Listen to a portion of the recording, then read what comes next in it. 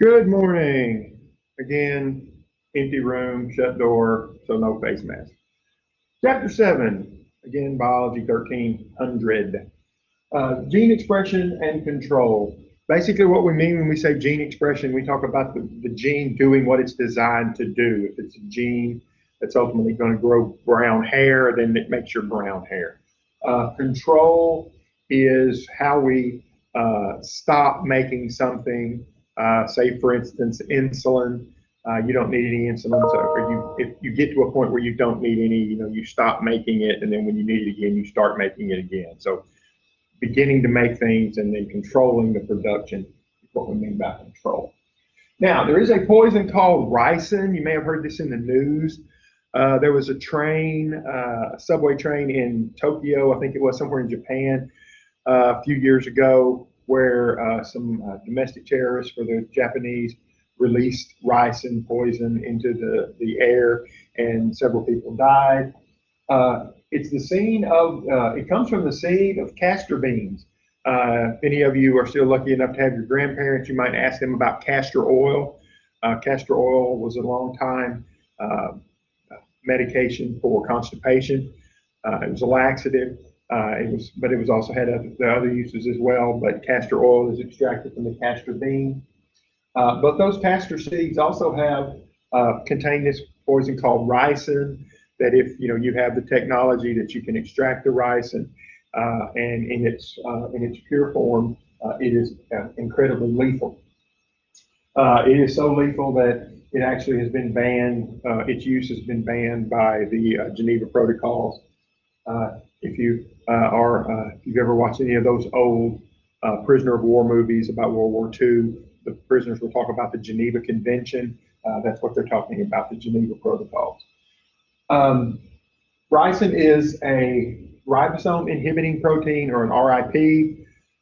In this case, RIP does not mean rest in peace. It's ribosome inhibiting protein. And basically what it does is it prevents the ribosome from doing its job of making protein. So what the poison does is ultimately stops our body from producing protein, and then if you can't produce any more proteins, you will eventually die. Another example, the Shiga toxin from the Shigella bacteria is another example of these ricin inhibiting proteins. Those are castor beans. Those are castor seeds. At one point, I don't know whether you still can, but you used to could buy castor beans just over the counter in like farm supplies and feed stores. I don't know that you can still buy these or not, but again, it takes a little bit of technology to be able to extract the ricin from them. A gene is a DNA sequence that encodes for an RNA to produce a specific protein. Ultimately, what genes do is make proteins. Now, we talk about genetics, and we talk about, people are tall because of their genetics, or people tend to be heavy because of their genetics, or they have blue eyes and brown hair because of their genetics. But ultimately, what a gene does is make proteins. Protein production is a two-step process. The first step is called transcription. The second step is called translation. In the transcription step, it's going to occur in the nucleus of the cell. The DNA is going to unfold, and then a messenger RNA is made from the DNA. That messenger RNA is referred to as a transcript. The transcript then leaves the cell, goes out into the cytoplasm of that, leaves the nucleus, goes out into the cytoplasm of the cell, and then will undergo a process called translation. The ribosome will attach to the transcript. The ribosome will read the information on the transcript and then translate that so that the proper amino acids are added to the growing polypeptide chain. Here is just an example of a comparison between DNA and RNA. We talked a little bit about DNA in the last couple of chapters. DNA stands for deoxyribonucleic acid. Don't worry, never asked you to spell that. You remember DNA, you've got enough. RNA is ribonucleic acid. Ribose being the sugar in both cases.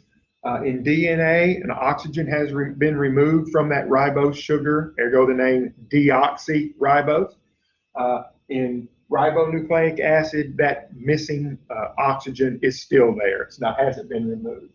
But you'll also notice that the DNA is a double-stranded molecule. You'll see two strands. This little blue represents the sides of the two strands. And then over here, you see you only have the single strand that is RNA. Gene expression involves both transcription and translation. And again, gene expression is the process by which information in a gene is converted to an RNA or a protein. And you see here we have the DNA. We'd be used to make the in a process called transcription to make the transcript or the messenger RNA. Then that message is translated into a protein. Transcription is similar to DNA replication. The DNA strand unwinds, as I said, and is used as a template to produce the transcript. Base pairing rules in DNA apply.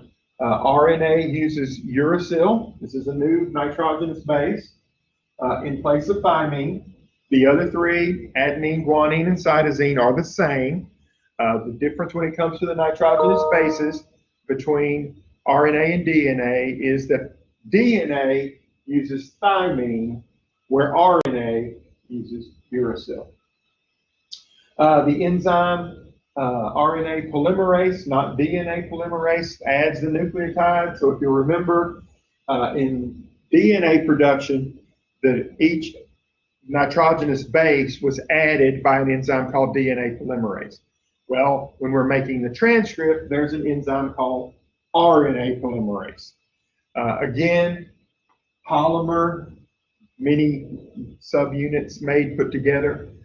The ASE ending representing a enzyme. So we have an enzyme that's making a polymer of RNA. Graphic depiction of the DNA on the top, RNA on the bottom. Let's take a look at some specifics. You'll see in the DNA strand at the top, you see that C is always paired with G, A is always paired with T. Doesn't matter whether the T's on the top or the A's on the top, you're always going to have the opposite on the bottom. Same for the C's and G. Here on the second picture, what they've done is they've taken this bottom strand, bottom side of the DNA, replicated it here, and then this top strand is going to be the RNA using the complementary bases of the DNA, the complements to the DNA. So you'll see here we have C that complements this G. Here we have A that complements this T, and we have C that complements this G. But here's where our difference is going to be. On this one, if you see the fourth one from the left, at the top you see A and the complement is T. Okay, the complement for A is T in DNA production, but in RNA production, the complement of A is U for uracil. So you'll see here's another A, so its complement is U, but here's an A, so its complement is T on the DNA side.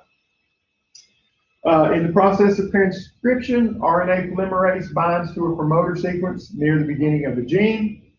The polymerase then moves along the DNA, unwinding the DNA so it can read the base sequence.